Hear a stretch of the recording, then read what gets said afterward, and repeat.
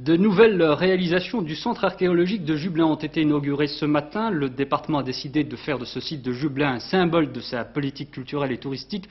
Le Conseil général et l'État investissent plus de 10 millions de francs dans les années à venir. Christian Mez nous présente ce site de Jublain. Jublain, forteresse de la mémoire.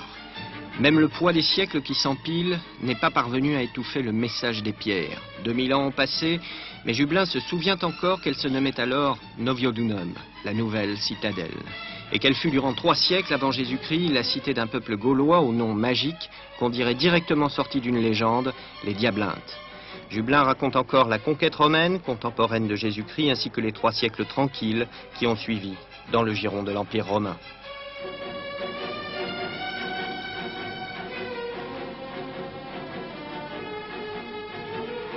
Le rôle de Jublain était un rôle de transit essentiellement. Jublain se trouve à une jonction de voies qui viennent surtout des côtes de la Manche.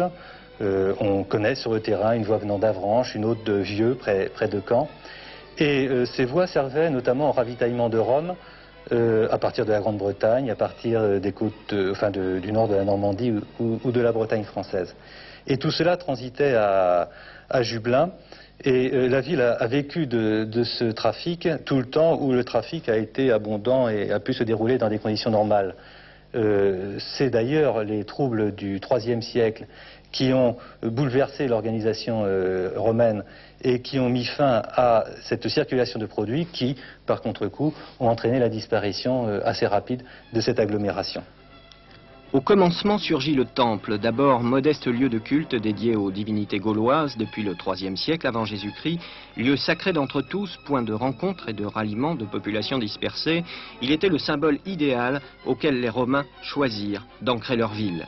Dès le 1er siècle après Jésus-Christ, le temple gaulois laisse donc la place à un temple romain, plus grand, plus fier aussi, mais dont l'architecture intérieure se plie aux coutumes gauloises. Ici, alors, est née une ville. Et une ville pour les Romains, c'est après le temple d'abord un théâtre. Celui de Jublain cache encore son secret. Initialement bâti sous une forme totalement circulaire au 1er siècle, il a disparu pour laisser place dès le 2e siècle à un nouveau théâtre, demi-circulaire cette fois. Qu'est-il arrivé? Jublain s'en souvient-elle encore? Peut-être. Ce dont la mémoire de Jublain est certaine en tout cas, c'est que le théâtre et le temple formaient comme 2 bornes, entre lesquelles s'étendait, dessinée comme au cordeau, une ville de 3 à 4 000 âmes, Noviodunum. Les thermes sont un des éléments principaux de la vie urbaine chez les Romains. C'est même le lieu de loisir numéro 1, si vous voulez. C'est le lieu de la vie citadine, de la convivialité. Les Romains avaient un mode de vie, une organisation du travail qui fait qu'ils avaient beaucoup de loisirs, en fait. Pensez à l'esclavage. On y faisait à peu près de tout au terme. On s'y lavait, mais aussi on y faisait du sport. Les poètes venaient y réciter leur dernière œuvre, les hommes politiques faire leur propagande, etc. C'était vraiment le haut lieu de la vie urbaine. Mais ce symbole du raffinement de la civilisation romaine a connu un sort étrange. Dès le 5e siècle, sans doute parce que la forme de leur fondation s'y prêtait, les thermes sont devenus soubassement de l'église médiévale. Et puis un peu à l'écart de la ville antique, le plus orgueilleux des monuments de Jublain, le plus énigmatique aussi, sa forteresse. Seul bâtiment qui a défié les siècles à l'air libre, elle est longtemps apparue aux archéologues comme un édifice militaire à usage de défense du site. Plus prosaïquement, on a aujourd'hui la quasi-certitude qu'il s'agissait d'une sorte de perception centrale des impôts dans laquelle étaient stockées, à l'abri des murailles, les richesses en partance pour Rome.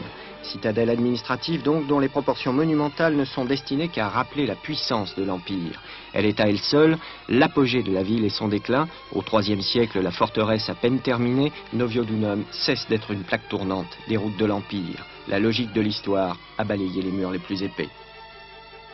Mais la mort de Noviodunum est aujourd'hui paradoxalement la chance de Jublain, car les villes romaines qui ont survécu à la chute de l'Empire, comme Le Mans, Rennes ou Angers, sont aujourd'hui de grandes villes. Leur mémoire archéologique s'est disloquée, elle est désormais enfouie sous des siècles de constructions et de démolitions. Au mieux, quelques lambeaux ressurgissent-ils ici ou là, au hasard de grands chantiers. À Jublain, au contraire, tout est là, quelque part, dans ses champs ou au fond des caves. Jublain, village né au Moyen-Âge, n'a jamais couvert que partiellement la surface de l'ancienne cité des Diablintes. Il suffit donc de chercher pour redécouvrir ce qui fut l'histoire d'une cité, certes, mais qui est aujourd'hui une étape de notre histoire commune d'Européens de l'Ouest.